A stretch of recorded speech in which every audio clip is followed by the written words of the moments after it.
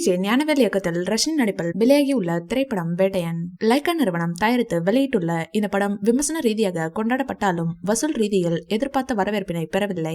இது திரையுலக வட்டாரத்தில் பெருமளவில் விவாதிக்கப்பட்டு வருகிறது. தற்போது லோகேஷ் கனகராஜ் இயக்கத்தில் உருவாகி வரும் கூலி படத்தில் கவனம் செலுத்தி வருகிறார் ரஜினி சார். அதனைத் தொடர்ந்து ஜெயிலர் 2 படத்தில் நடிக்க உள்ளார். அதற்கு பிறகு மாரி செல்வராஜ், கார்த்திக் சுப்ராஜ் உள்ளிட்ட பலரும் ரஜினி சாருக்கு கதைகள் கூறியிருக்கிறார்கள். இதனிடையே சில தினங்களுக்கு முன்பு வதந்தி ஒன்று இணையத்தில் பேசப்பட்டது. என்னவென்றால் மணிரத்னம் இயக்கத்தில் ரஜினி சார் நடிக்க உள்ளார். இது தொடர்பாக யாருமே உறுதிப்படுத்தாமல் இருந்தார்கள். தளபதி படத்திற்கு பிறகு இருவரும் இணைய இருப்பதாக பலரும் கூறி வந்தார்கள்.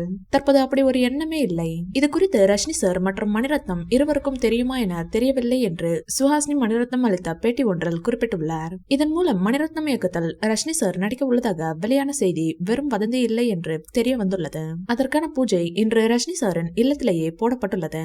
அடுத்த ஆண்டு துவக்கத்திலேயே படப்பிடிப்பு ஆரம்பமாகுமாம். இந்த வீடியோ பிடிச்சிருந்தா லைக் பண்ணுங்க, ஷேர் பண்ணுங்க, எங்க சேனலை சப்ஸ்கிரைப் பண்ணுங்க.